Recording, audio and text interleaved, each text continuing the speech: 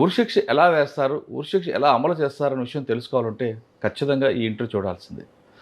అసలు తెలుగు రాష్ట్రాల్లో గానీ, మిగతా రాష్ట్రాల్లో ఉరిశిక్ష ఎంతవరకు వచ్చింది? సుప్రీంకోర్టుకు వెళ్ళిన తర్వాత సుప్రీంకోర్టు ఢిల్లీలోను మాత్రం ఉరిశిక్ష వేస్తారా అనే విషయంతో పాటు, గతంలో తెలుగు రాష్ట్రాల్లో ఉరిశిక్ష 1971లో ఆఖరిగా జరిగింది. 1971లో భూమయ్య, కృష్ణయ్య అనే ఇద్దరు వ్యక్తులకి హైదరాబాద్ ముషీరాబాద్ జైల్లో ఉరిశిక్ష విధించారు. వాళ్ళు చేసిన నేరం ఏంటి? అప్పట్లో ఉరిశిక్ష విధించాలంటే ఏ విధంగా ఆ ప్రొసీజర్ అంతా జరిగేది అనే విషయం తెలుసుకోవాలంటే మనం 1971 జైల్ డిపార్ట్మెంట్ సూపరింటెండెంట్గా పనిచేసి రిటైర్ అయిన పి. శ్రీనివాసరెడ్డి గారిని అడుగుదాం. శ్రీనివాసరెడ్డి గారు జైల్ డిపార్ట్మెంట్ 1971లో వచ్చిన తర్వాత ఆయన ట్రైనింగ్ ఉన్న టైంలోనే వీళ్ళిద్దరికీ ఉరిశిక్ష విధించారు ముషీరాబాద్ జైల్లో. అప్పట్లో ముషీరాబాద్ జైల్లో ఉరికమ్మం ఎలా ఉండేది, ఉరిశిక్ష తీసే ముందు ఏ విధంగా మాట్లాడతారు, వాళ్ళకున్న చివరి కోరిక ఏ విధంగా ఉంటుంది, తెల్లవారుజామున ఎందుకు తీస్తారు, తర్వాత వాళ్ళు చేసిన నేరానికి వాళ్ళు ఒప్పుకుంటారా లేదా, వాళ్ళు ఏ విధంగా పశ్చాత్తాపం పడతారా, భూమయ్య కృష్ణయ్య పశ్చాత్తాపం పడ్డారా లేదా అనే విషయంతో పాటు శ్రీనివాసరెడ్డి గారి టైంలో నిజామాబాద్ జైల్లో ఇష్యూ కూడా జరిగింది. నిజామాబాద్ జైల్లో మొత్తం బ్లాస్ట్ అయ్యి అందరూ కూడా బయటకు వచ్చి పారిపోతే అదే టైంలో శ్రీనివాసరెడ్డి గారు నిజామాబాద్ జైలుకి వెళ్ళి దాన్ని మరొకసారి మరో రూపం తీసుకొచ్చారు. ఆ రెండు ఘటనలతో పాటు శ్రీనివాసరెడ్డి గారి లైఫ్ జర్నీ ఎలా జరిగిన విషయాన్ని సార్ నేడు తెలుసుకుందాం. సార్ నమస్తే అండి. నమస్కారం సార్. శ్రీనివాసరెడ్డి గారు retired jail superintendent 1971 batch. Sir మీరు అండ్ డిపార్ట్మెంట్లోకి ఎంటర్ అయ్యే టైంకే ఉరిశిక్ష అనేది అదే ఆఖరిగా అయింది. 1971లో భూమయ్య కృష్ణయ్య అనే ఇద్దరు వ్యక్తులకి ముషీరాబాద్ జైల్లో ఉరిశిక్ష విధించారు. సాధారణంగా ఉరిశిక్ష అనగానే సినిమాలో చూపించినట్టుగా వాళ్ళకి రాత్రి నుంచి మంచిగా వాళ్ళకి కావాల్సిన ఫుడ్ పెట్టడం, చివరిగా వాళ్ళకి చివరి కొరకు తీర్చడం, తెల్లవారుజామున లేపి వాళ్ళకి స్నానం చేయించి ఉరికమ్మం ఎక్కించడం, ఉరికమ్మం ఎక్కిన తర్వాత వాళ్ళకి నల్ల క్లాత్ పెట్టడం, కాళ్ళు చేతులు కట్టడం, ఉరికమ్మం ఉరి తలారి వచ్చి దాన్ని లాగడం, ఇవన్నీ సినిమాలో చూపిస్తుంటారు. ఇదంతా సినిమాలోనే ఉంటుందా, లేదు నిజ కూడా ఇదే విధంగా జరుగుతుందా?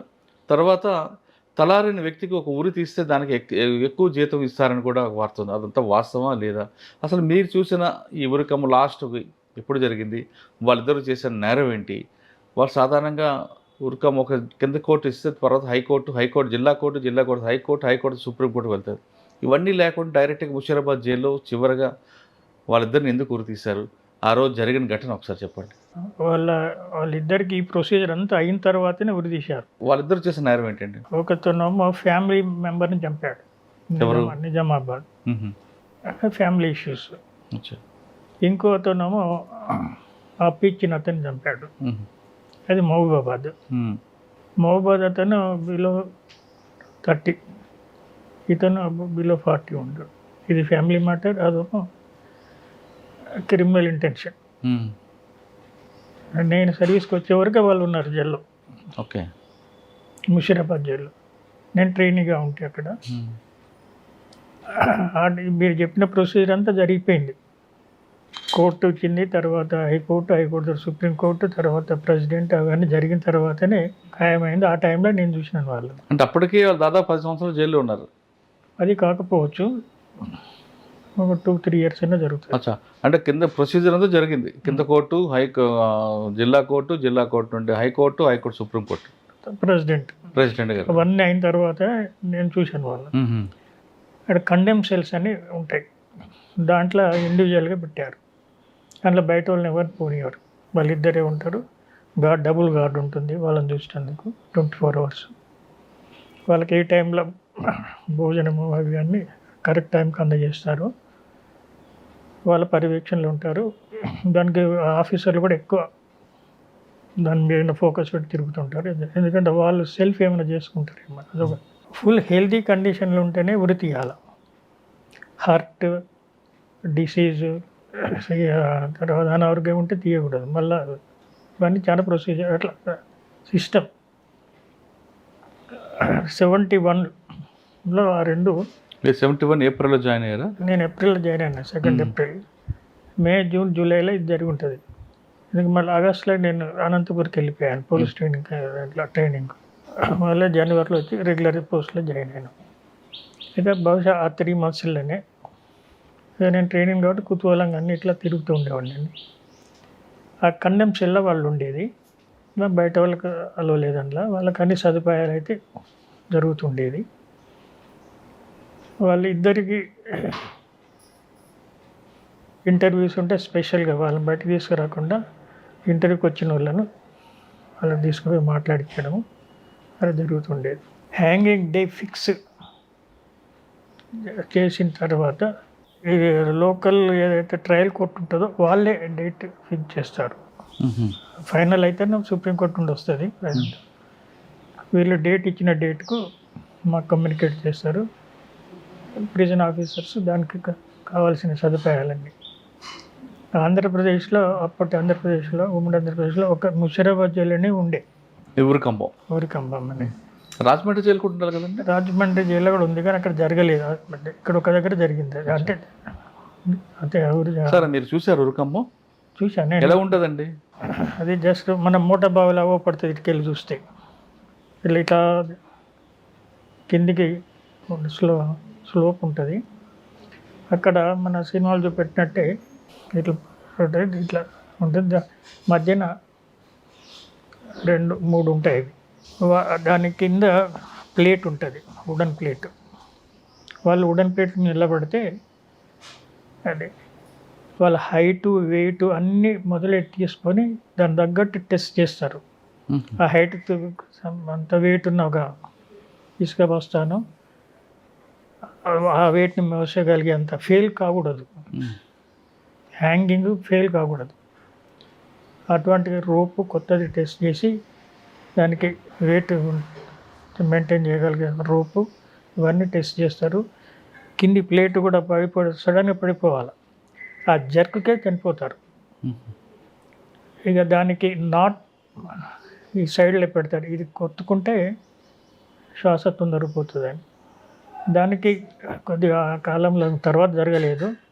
మా దాంట్లోనే గార్డ్ ఉంటాడు, ఆ గార్డుకు ఆ డేట్ ఫిక్స్ చేసిన నైట్లు అన్నీ అరేంజ్మెంట్ చేస్తారు. ఎర్లీ అవర్స్ 2 o'clock నుండి ప్రిపరేషన్ స్టార్ట్ అవుతుంది. మెజిస్ట్రేట్ వస్తాడు, మెడికల్ ఆఫీసర్ ఉంటాడు, జైలు సూపరింట్ ఉంటాడు, సిబ్బంది, జైలు ఆఫీసర్స్ అందరు ఉంటారు కన్సర్న్. అక్కడ ప్రొసీజర్ స్టార్ట్ అవుతుంది.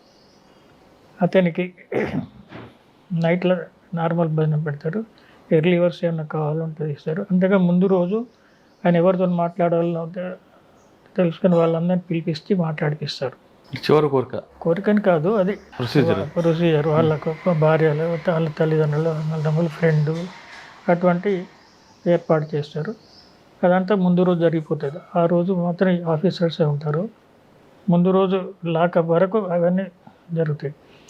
నైట్ నార్మల్ భోజనం మొదలు పెడతారు. ఎర్లీ మార్నింగ్ ఆయనకి టీ అటువంటి ఏమైనా పాలు ఇట్లా అంటే ఇస్తారు అని తెలుసు ఆయనకి హ్యాంగింగ్ అవుతుందని. అక్కడికి వెళ్ళి తీసుకుపోతారు, అక్కడ నిలబెడతారు. ఇది 2 ఒకటేసారి జరిగినాయి కాబట్టి ఇద్దరు నిలబెట్టారు, పక్క నిలబెట్టారు. ఇద్దరికి ఒకేసారి తీయాలా? ఆ కేసులు ఒకటేసారి తీశారు. కేసులు వేరే, శిక్షలు వేరే, కన్ఫర్మ్ అయ్యి ఆడున్నారు కాబట్టి ఒకటే రోజు తీశారు. వేరు మనుషులు ఒకటే రోజు తీశారు, ఒకటే సైమాన్ నిలబెడతారు. నిలబెట్టిన తర్వాత డాక్టర్ పోయి మళ్ళీ టెస్ట్ చేస్తాడు పల్స్ ఇవ్వని.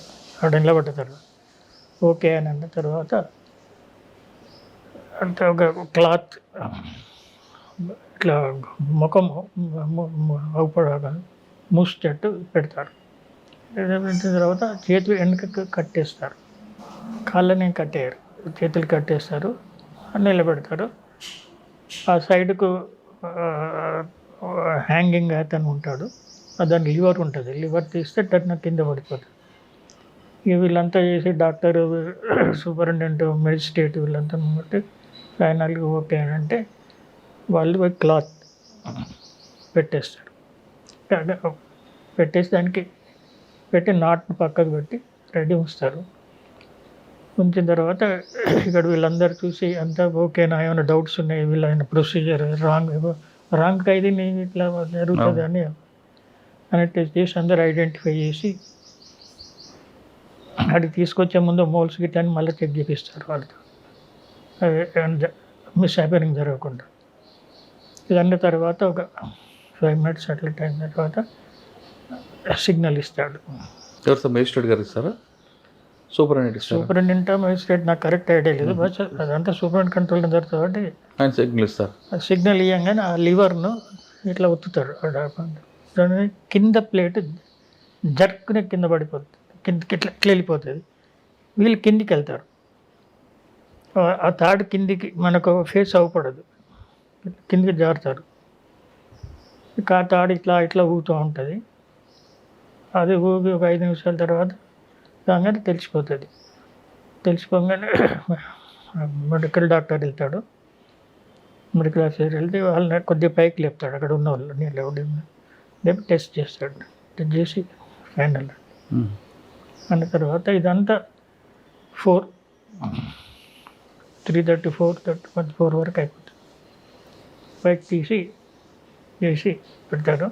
పెట్టి దాని గేట్ వరకు తీసుకెళ్ళి వెహికల్లో పెట్టి ముషిరాబాద్లో బరీల్ గ్రౌండ్ ఉంది, జైలు బరీల్ గ్రౌండ్ అని, అక్కడ ఇప్పుడు ఒక పెద్ద ట్రాన్స్ఫార్మర్ వచ్చింది, దానికి అటు సైడ్ ఉంది. అదే లాస్ట్ తర్వాత జరగలేడు, అవి తీసి పెడతాడు. దానికి కూడా ఉంటుంది ఎంత లోతుకు తీయాలా ఎంత ఇవన్నీ. అది తీసుకెళ్ళి మళ్ళీ వాడు అక్కడ మళ్ళీ ఒకసారి చెక్ చేస్తారు.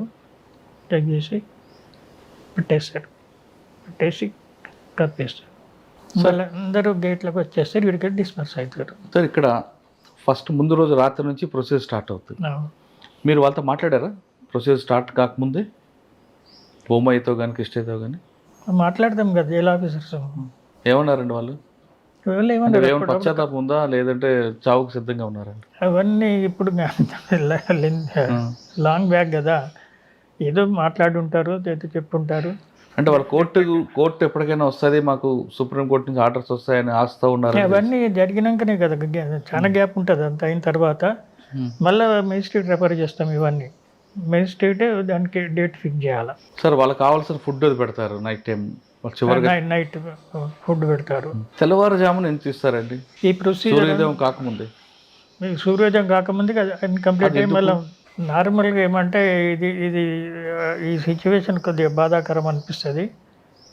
ప్రిజనర్స్ అందరు లాకప్లు ఉంటారు, మిగతా వాళ్ళందరూ ఆ టైంలో తీస్తే సేఫ్ అని. ఓకే, ఇప్పుడు అందరు ముంగడి తీసుకుపోతుంటే ఈ రోజులల్లో ఆ రోజులల్లో కూడా ఆ రియాక్షన్ వేరే ఉంటుంది, ఒక్కొక్కరికి ఒక తీరిక రియాక్షన్ ఉంటుంది.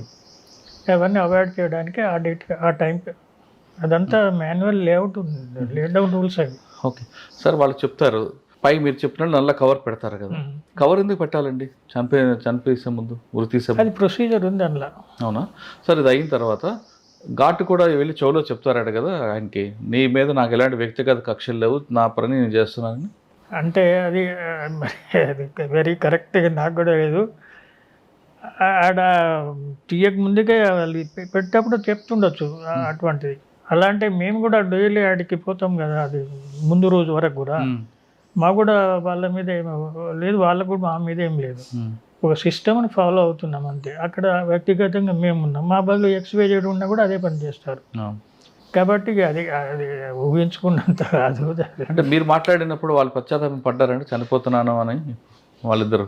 ఏంటి లెంత్ ఆఫ్ టైంలో కరెక్ట్ అని చెప్పలేము, కానీ ఎంతైనా ఉంటుందిలేండి. చావు అంటే ఎవరికైనా కొద్దిగా భయం ఉంటుంది. ఆ టైం వచ్చే వరకు చేసిన పనులు కరెక్ట్ కాదనో, లేకపోతే ఇది ఇంత పెద్ద ఇవ్వాల్సి ఏదో ఒకటి మానసికంగా ఉంటుంది, ఉండొచ్చు, చెప్పుంటారు. సార్ వాళ్ళిద్దరికి హ్యాంగింగ్ అయిన తర్వాత కుటుంబ సభ్యులకి ఇవ్వకుండా మీరే చేయడం ఏంటి? వాళ్ళు తీసుకోలేదు, వాళ్ళు ఎందుకు తీసుకోలేదు? వాళ్ళు ఏమో అవసరం లేదన్నారు. కానీ వాళ్ళ సాంప్రదాయ ప్రకారం తగలబెట్టకుండా పాతడం ఎందుకండి? మా జైల్లో తగలబెట్టేది లేదు, పాతేదే ఉంది. ఓకే సార్, భూమయ్య కృష్ణయ్య వీళ్ళిద్దరు తర్వాత ఇంకా జైలు ఎందుకు ఆగిపోయిందండి ఉరిశిక్ష అనేది? అది నేను చెప్పే సమాధానం కాదు, మీకున్న నాలెడ్జ్ ప్రకారం అడుగుతాను. ఆగిపోవడం కాదు, ఇప్పుడు అది ఇవన్నీ కోర్టు నుండి ప్రెసిడెంట్ ఆఫ్ ఇండియా వరకు పోతుంది. ఆ ప్రొసీజర్లో ఇప్పుడు ఎంతోమంది ప్రెసిడెంట్ కూడా క్షమాభిక్ష పెట్టారు నార్త్ ఇండియాలో ఎక్కడెక్కడ. అట్లా ఆ ప్రొసీజర్ జరిగే విషయాలు అవి మనం ఊహించడానికి లేదు. కోర్టు కూడా వెరీ రేరెస్ట్కి ఇస్తారు. ఈ మధ్య మొన్న ఒకటి ఇచ్చారు, అప్పటి నుండి ఇప్పటి వరకు జరగలేదు ఉమ్మడి ఆంధ్రప్రదేశ్లో. మొన్నటి దాంట్లో ఒకటి అది మొన్ననే జరిగింది, నల్గొండ కేసు. అది మనము ఏం చెప్పలేము అది ఎందుకు అనేది. సార్ నల్గొండ కేసు తీసుకోండి, ప్రణయ్ కేసులో ఇది వచ్చిన జడ్జిమెంట్ ఇప్పుడే కానీ ఇదంతా ప్రొసీజర్ అయ్యేసరికి చాలా టైం 8 ఇయర్స్ కింద జరిగిన ఇన్సిడెంట్ అది. ఇది ఫైనల్ మొన్న వచ్చింది. వచ్చింది. కానీ డెత్ సెంటెన్స్ ఇంప్లిమెంట్ అవ్వాలంటే కొంచెం చాలా టైం పడే అవకాశం ఉంటుంది కదా. ఇంకా టైం పడుతుంది. అంటే ఎలా ప్రొసీజర్ ఉంటుంది అంటే కింద కోర్టు నుంచి పై ఇప్పుడు ట్రయల్ కోర్టు ఇచ్చింది. అంటే ట్రయల్ కోర్టు అంటే దీనికి సెషన్ కోర్టే ట్రయల్ కోర్టు అంటే. అవును. సెషన్ కోర్టు తర్వాత హైకోర్టుకి వెళ్తుంది. హైకోర్టు ఏమి ఇస్తుంది, ఇప్పుడు మన హైకోర్టు కూడా ఇచ్చినట్టుంది. కాదండి, సెషన్స్ కోర్టు.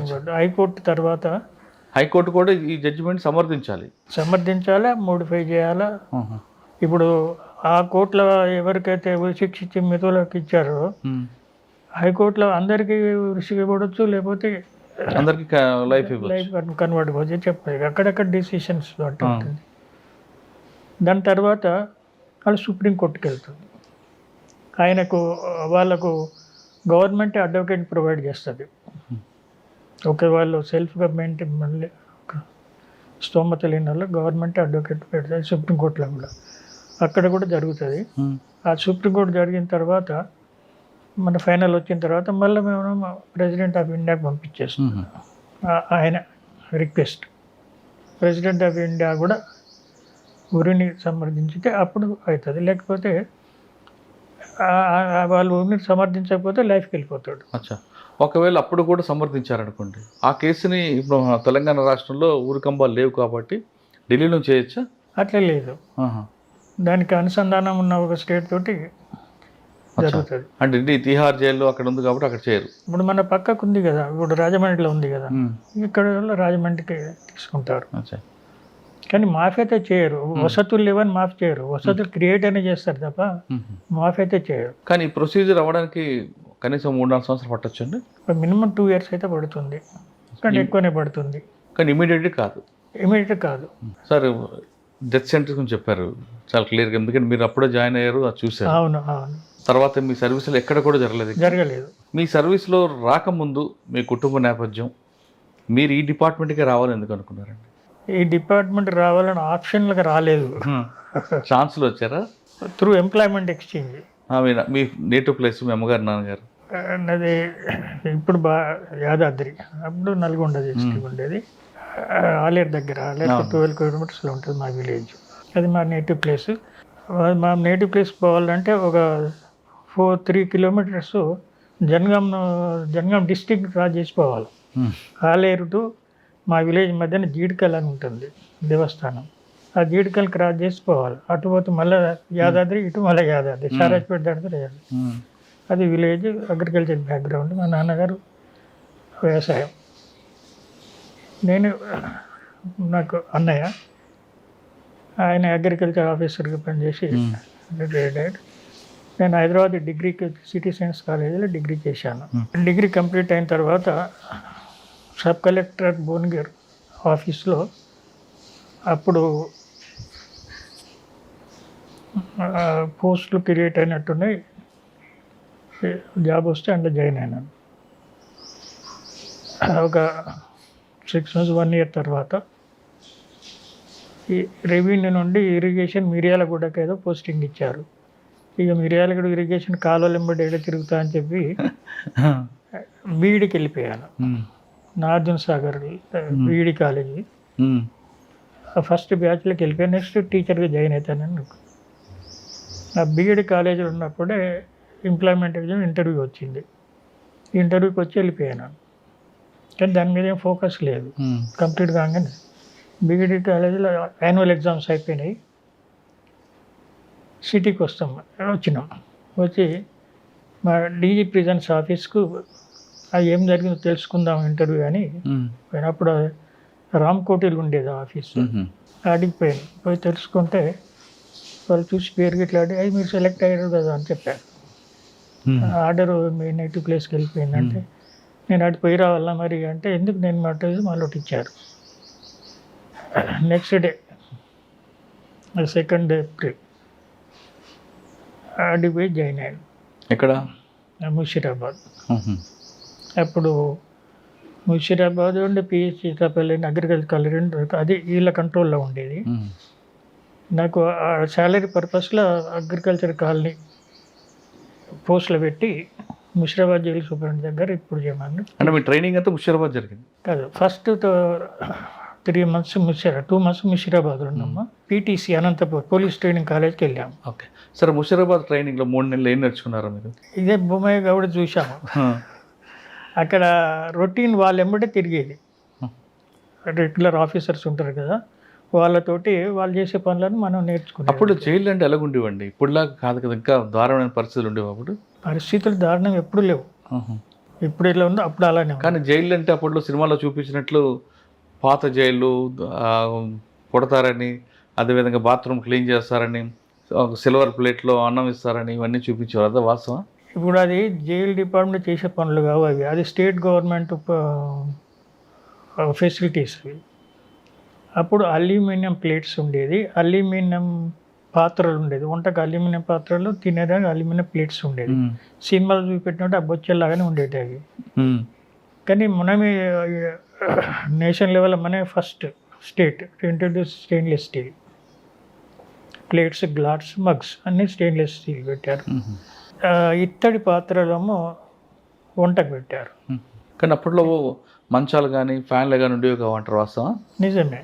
ఫ్యాన్లు మనము భారతదేశాన్ని మనమే ఫస్ట్ ఇంట్రడ్యూస్ చేసినాము. Oh, jail department jail prisoners fan provide చేసింది ఫస్ట్ కంబైండ్ ఏపీలో. కంబైండ్, నేను చెప్పేదంతా కంబైండ్. అదే 71 అంటే అప్పుడు కంబైండ్. 71లో లేవు ఫ్యాన్లు, తర్వాత కాలంలో. మరి ఎలా పడుకునేవారండి? ఉట్టికి అంతే, జైలు అంటే జైలే. గ్రౌండ్ మీద పడుకునేది. వాళ్ళకొకటి ఒకటి జూట్ మ్యాట్, ఒకటి ఉలన్ కంబల్, ఒకటి కాటన్ బెడ్షీట్, ఈ 3 వాళ్ళది బెడ్డింగ్. అది వాటి మీద మెయింటైన్ అయ్యేది వాళ్ళు. అయినా మెడికల్ తర్వాత పిల్లోస్ వచ్చినాయి. మొదట్లో పిల్లోస్ లేవు, ఇప్పుడు పిల్లోస్ ఉన్నాయి అందరికి. మరి టాయిలెట్ అది నైట్లో అటాచ్డ్ టాయిలెట్స్ ఇప్పుడు ఉన్నాయి, అప్పుడు ఉన్నాయి. బ్లాక్లోనే చివరికి ఉంటాయి టాయిలెట్స్. సార్, మీరు వెళ్ళే టైంలో డే టైంలోనో బయట ఉంటాయి. మీరు వెళ్ళే టైంకి జైల్లో రౌడీయిజం, కొట్లాట్లు అవన్నీ ఉండేవా? అది అప్పుడు ఉన్నది ఇప్పుడు లేదు, ఇప్పుడు ఉన్నది అప్పుడు లేదని కాదు. ఇది నార్మల్. అంటే మీరు చూసేటప్పుడు బాగా ఆ టైంలో బాగా కరడు కట్టిన రౌడీలు ఉండేవారు కదండి 1971 అంటే. అట్లానేం లేదండి. అప్పుడు జనం చెడ్డోళ్ళు ఎందుకు అవుతారు, ఇప్పుడు మంచోళ్ళు ఎందుకు అవుతారు? అంతే అంటారా? ఇప్పుడు జనం అప్పుడు జనం, అప్పుడు జనం, ఇప్పుడు జనం సేమ్. అంతే. బయట సొసైటీ ఎలా ఉన్నారో ఇది అట్లే ఉంటుంది. ఆ టౌన్లో ఎక్కువ రౌడీజం ఉంటే జైల్లో అదే రౌడీజం ఉంటుంది. ఆ టౌన్లో పీస్ఫుల్ ఉంటే జైల్లో కూడా పీస్ఫుల్ ఉంటుంది. సార్, నక్సలైట్లు ఎవరు చూసారండి? చూశాను. ఎవరు? నేను 71లో జాయిన్ అయినప్పుడే నక్సలైట్ సెల్ సెపరేట్ అప్పుడు కూడా నక్సలైట్ బ్యారక్ అని సెపరేట్ ఉండేది. తరిమిల నాగిరెడ్డి గారు ఉండేది. దేవులపల్లి కృష్ణ, వెంకటేశ్వరరావు, దేవులపల్లి వెంకటేశ్వరరావు, అలా వాళ్ళు ఒక 15 మంది దాకా ఉండేది. కొండపల్లి సీతారాం గారు తర్వాత అప్పుడు లేడు ఆయన. 71లో నేను వెళ్ళాను ఏప్రిల్ వరకు. వాళ్ళతో మాట్లాడారండి మీరు? మాట్లాడేది, డీల్ అంటే మాట్లాడే. వాళ్ళతో మాట్లాడే సాధారణంగా మనం కూడా అటు వెళ్ళాలని దీంట్లో తీసుకొస్తారు మీకు ఎప్పుడైనా? ఏం లేదు, అట్లేం లేదు. అట్లేం. ఇప్పుడు ఫీలింగ్ అనేది వ్యక్తిని బట్టి ఉంటుంది. ఇప్పుడు ఇట్లా గుంజాంగిన మనం ఎట్లా పోం కదా, నేను ఎక్కువసేపు మాట్లాడుతుండేది ఈయనతోటి, నాగిరెడ్డి. అన్నీ ఆయన ఫిలాసఫీ అది. చరిమల నాగిరెడ్డి అనేది ఎడ్యుకేటెడ్ ఫ్యామిలీ నుండి, ఆయన కూతురు వాళ్ళు సెంట్రల్ యూనివర్సిటీలో ఉండేది, వాళ్ళు వచ్చేది ఇంటర్వ్యూకు. తర్వాత ఆయన బావనే కదా నీలం సంజీవ్ రెడ్డి, తర్వాత ఆయన ఎగ్జిక్యూటివ్ అయ్యాడు. వీళ్ళ గ్రూప్ ఉంటుంది కదా, వాళ్ళు డే టైం అంతా కలిసి తిరుగుతారు, నైట్లో మాత్రం లాకప్ ఉంటుంది. నేను పోతే నైట్లో పోతే కూడా 1/2 hour మాట్లాడి ఉండేవాడు. నేను నైట్ రౌండ్ పోయినప్పుడు, నేను ట్రైనింగ్లో ఎక్కువ నైట్ డ్యూటీ వేసేది నన్ను, రెగ్యులర్ ఆఫీసర్. నాకు ఏ పని ఉన్నది తిరిగేది నైట్లో 2 rounds తప్పనిసరి చేయాలి. బిఫోర్ 12 ఒక రౌండ్ చేయాలి నైట్ ఆఫీసరు, ఆఫ్టర్ 12 ఒక రౌండ్ చేయాలి. ఇది ఆఫీసరు ఆడనే పడుకోవాలి జైల్లోనే. ఇప్పుడు కూడా అదే సిస్టమ్ ఉంది. డ్యూటీ ఆఫీసర్ అంటే పడుకోవాలి. సాధారణంగా మీరు అర్బన్ కల్చర్ లేరు, రూరల్ కల్చర్ నుంచి వచ్చారు, గ్రామీణ ప్రాంతం నుంచి వచ్చి ఈ జైలుకి వెళ్ళగానే భయం అనిపించలేదా? ఇది క్రిమినల్స్తోని, నక్సలతో, అందరితో ఉంటున్నాను అని? అది ఆ ఫీలింగ్ ఏం లేదు. ఆ ఏజ్ గ్రూప్ ఆ ఫీలింగ్ ఏమో. తర్వాత అప్పటికి మనము కాలేజీలో 3 years చదువుకొని వచ్చినాము, సొసైటీ అవగాహన ఉంది. మళ్ళీ బీఈడి చేసి వచ్చినాము, టీచర్కి పోదామని ప్రిపేర్ అయినాము, ఇటు వచ్చినాము. ఇటు రావడానికి ఒకటే కారణము, టీచర్ అయితే మఫ్సల్ ఏరియాలో పనిచేయాలి, ఇదైతేనేమో మినిమం తాలూకా హెడ్ క్వార్టర్స్ లేదా డిస్ట్రిక్ట్ హెడ్ క్వార్టర్స్. ఆ ఉద్దేశంలో వచ్చినాం. కాకపోతే అక్కడ ఇక్కడ సేమ్ ఉండేది అప్పటికి. ఓకే. ఇప్పుడు గ్రాడ్యుయేట్ టీచర్స్కును ఇది అదే సేమ్ డేస్కి ఉండేది. అంటే 3 నెలలు ముషీరాబాద్ జైలు. ఆ తర్వాత PTC Anantapuram police training college ఈ అనంతపురం సంఘటన జరిగింది కదండి, ముగ్గురికి భూమయ్య, కృష్ణయ్య. అప్పుడే జరిగింది. మీరు ఉన్నారు ఆ రోజు? ఏమన్నా నేను చూశారు కదా. తర్వాత మరి మిగతా జైల్లో ఉన్న వాళ్ళందరూ కూడా ఏమైనా దానికి నిరసన తెలిపారా? ఖైదీలు అంటున్నారు, ఖైదీలు సైలెంట్. ఎప్పుడు తెలిసింది వాళ్ళకి? ఎప్పుడు తెలిసింది? వాళ్ళకి ముందు రోజే తెలుసు రేపు తీస్తారని, కానీ నిరసన లేదు. నిరసన ఏమి ఉండదు. అది ఇండివిజువల్ కేసులు, 11 కేసులు వాటికే ఉంటాయి. ఇది జైలు అడ్మినిస్ట్రేషన్ నుండి జరిగేది అయితే నిరసన ఉంటుంది. It is court order. Court ఆర్డర్ని ఇంప్లిమెంట్ చేస్తున్నాం. వాళ్ళు ఏం బాధను వ్యక్తం చేయలేదా? జనరల్గా అంత ఫీలింగ్ నాకు ఇప్పుడు కూడా తెలియడం లేదు. 3 నెలల తర్వాత మీరు అనంతపురం పీటీసీ పోలీస్ ట్రైనింగ్ కాలేజ్కి వెళ్ళాము. అక్కడ మిక్సర్ ట్రైనింగ్ అక్కడ జరిగింది. దాని తర్వాత రెగ్యులర్ పోస్టింగ్ చెర్లపల్లి అగ్రికల్చర్ కాలనీకి ఇచ్చారు. Agriculture open jail. Open jail అక్కడ. అప్పుడు హైటెక్ జైలు లేదు. అప్పుడు హైటెక్ జైలు లేదు. అదంతా దీనికి అనుసంధానం ఉన్న అగ్రికల్చర్ ల్యాండ్ అది. అవును సార్. ఓపెన్ జైలు మీ ఇన్నోవేషన్ ఏముందండి? ఎందుకంటే అక్కడ కూరగాయలు పండిస్తారు, రకరకాల వ్యక్తులు ఉంటారు. అక్కడికి సెలెక్టెడ్ పీపులే వెళ్తారు, ప్రిజనర్స్. జైళ్ళల్లో అబౌట్ 8-10 years గడిపిన వాళ్ళు లైఫ్ లాంగ్ టర్మర్స్ వెళ్తారు అక్కడికి. సార్ ఇప్పుడు ఒక జైల్లో ఉన్న ఖైదీకి శిక్ష అంటే కన్విక్షన్ వచ్చిన వ్యక్తికి ఓపెన్ జైలు తీసుకురావాలనుకుంటే, ఆయన రావాలనుకుంటే ఆ క్రైటీరియా ఏముంటుందండి? వాళ్ళది అంటే అన్ని కేసులో రావచ్చా? లేదు, రిస్ట్రిక్టెడ్ ఉంటాయి. ఇప్పుడు రేప్ కేసు లాంటి అంటే మర్డర్ రావచ్చు. తర్వాత మర్డర్లో శనికావాసాలు చేసిన వాళ్ళు రావచ్చా, లేదా హ్యాబిచువల్ అఫెండర్ కూడా రావచ్చా?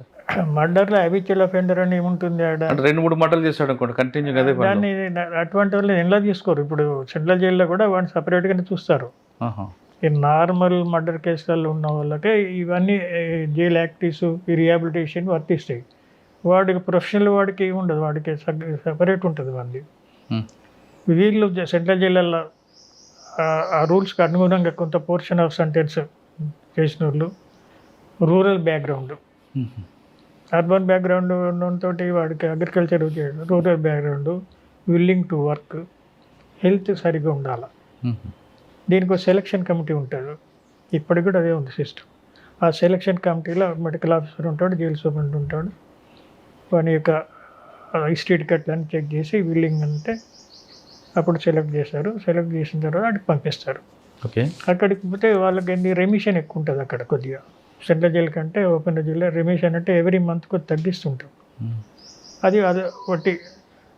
తర్వాత ప్రీమేచర్ రిలీజ్కు కొద్దిగా ఈజీ ప్రాసెస్ అది. ఓపెన్ జైలుకు ప్రీమేచర్ రిలీజ్కు తొందరగా రిలీజ్ అవుతారు. ఈ 2 కండిషన్లో పోతారు. ములాఖాత్ కూడా ఉంటుందా? ఫ్యామిలీతో మాట్లాడుకోవడం? ములాఖాత్ కామన్ ఎక్కడ అక్కడ వాళ్ళకు కూడా. ఓపెన్ జైలు కదా సార్, బయటికి రావడం వెళ్ళడం చేస్తుంటారు కదా వీళ్ళు. ఆడ కూడా గ్రూప్గా ఉంటుంది. గ్రూప్కో లీడర్ ఉంటాడు, ప్రిజనర్ లీడర్. వాళ్ళపైన గార్డ్ ఉంటాడు. అండర్ గార్డే పనిచేస్తుంటారు. సీనియర్ అయిన తర్వాత వాళ్ళని అక్కడక్కడ కాపలాగా పెడతాం.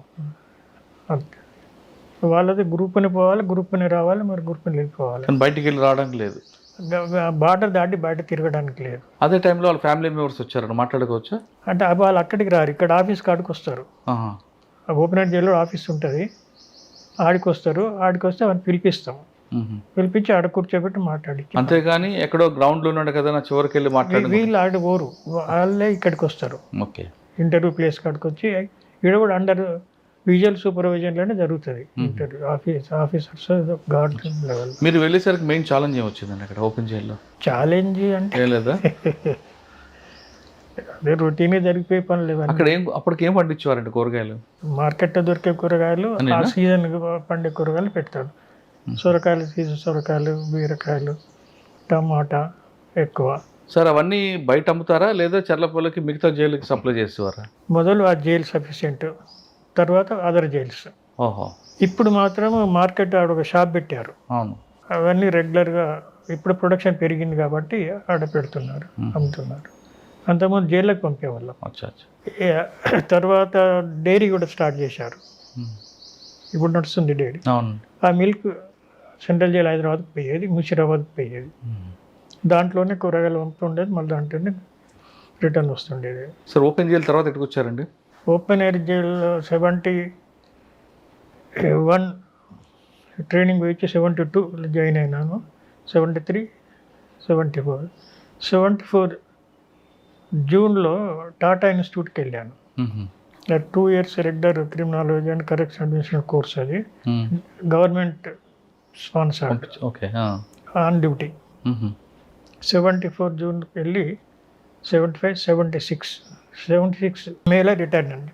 ఆ 2 years కోర్స్ కంప్లీట్ అయినాక ఆ రిటర్న్లో పోస్టింగ్ నాకు చంచల్గూడ సెంట్రల్ ప్రిజన్ హైదరాబాద్కి ఇచ్చారు. అవునా సార్? క్రిమినల్ సైకాలజీ ఏం నేర్చుకున్నారంటే దానివల్ల ఇప్పుడున్న ప్రిజన్స్ డిపార్ట్మెంట్కి ఏం ఉపయోగం? డ్యూటీలో కొద్దిగా పర్ఫెక్షన్ ఉంటుంది, డ్యూటీలో కొద్దిగా పర్ఫెక్షన్ ఉంటుంది. ఇప్పుడు before training, after training same వ్యక్తి సేమ్ పనులు చేస్తాడు, కానీ కొద్దిగా ఆ ప్రొసీజరు పర్ఫెక్షన్లో ఆఫ్టర్ ట్రైనింగ్ ఎట్లుంటుందో ఈ కోర్సు వచ్చినాక ఒక్కొక్క నార్మల్ ఆఫీసర్కు ఈ ట్రైన్ తీసుకున్న ఆఫీసర్ తేడా ఉంటుంది, కొద్దిగా తేడా ఉంటుంది. అని ఏం నేర్చుకున్నారండి అక్కడ మీరు? అంటే క్రిమినల్ సైకాలజీ నేర్చుకున్నారా? అక్కడ సబ్జెక్ట్ క్రిమినాలజీ, దాంట్లో సోషాలజీ, సైకాలజీ కూడా అనుబంధం ఉంటాయి. 2 years కోర్సులో ఫస్ట్ ఇయర్లో అన్ని బేసిక్ ఉంటాయి. ఇవి సెకండ్ ఇయర్లో 2 semesters కంప్లీట్ ఇదే ఉంటుంది. ఒక ప్రాజెక్ట్ ఉంటుంది. ఆ ప్రాజెక్ట్ కొరకు సెలెక్టెడ్ స్టేట్స్ 2-3 స్టేట్లు పెట్టుకున్నారు. నేను ఢిల్లీ అండ్ కలకత్తా పెట్టుకున్నాను. ఆ 2 స్టడీ చేసుకుని అది సబ్మిట్ చేసి. అంటే మీరు తీసుకున్న కేస్ స్టడీ ఏంటండి అప్పుడు? Prisoners premature release. అచ్చా, ఓకే. ఇప్పుడు కూడా లైఫ్ అంటే లైఫ్ వరకు ఉండరు. అప్పుడు some time that cases will reviewed, దాని కాబట్టి ప్రీమేచర్ రిలీజ్. దాన్ని యూనిఫామ్ ఒక్కొక్క స్టేట్కి తిరిగా ఉంది, దాన్ని యూనిఫామ్ స్టడీగా చేసి సబ్మిట్ చేశాము. అది అట్లా సరే, అది ఇటువంటి ఎన్నో వస్తుంటాయి ప్రోగ్రామ్స్. అది జరిగింది. అది ఓకే. అది అయిన తర్వాత చంచల్ కూడా పోస్టింగ్ చంచల్ కూడా. ఇక్కడ వేరేగా ఉంటారు కానీ క్రిమినల్స్ ఎలాగ ఉండదు మీకు? వేరే ఎందుకు ఉంటారు, ఇప్పుడు ఉన్నట్టు అప్పుడు ఉంటారు. కాకపోతే మనం తిరిగి వచ్చినాం కాబట్టి మన పెర్ఫార్మెన్స్ కొద్దిగా డిఫరెంట్ ఉంటుంది లేండి. వాళ్ళకు మనకు కొద్దిగా డిఫరెంట్ ఉంటుంది. అట్లా అక్కడ ఎంతకాలం పనిచేస్తారండి? 80 వరకు చేశాను. 76 to 80 4 years. ఆడున్నప్పుడే ప్రమోషన్ వచ్చింది జైలర్గా. సార్ 76 to 80 మధ్యన మీకు అక్కడ ట్రబుల్ మాంగర్ ఏమైనా ఎదురుపడ్డారా?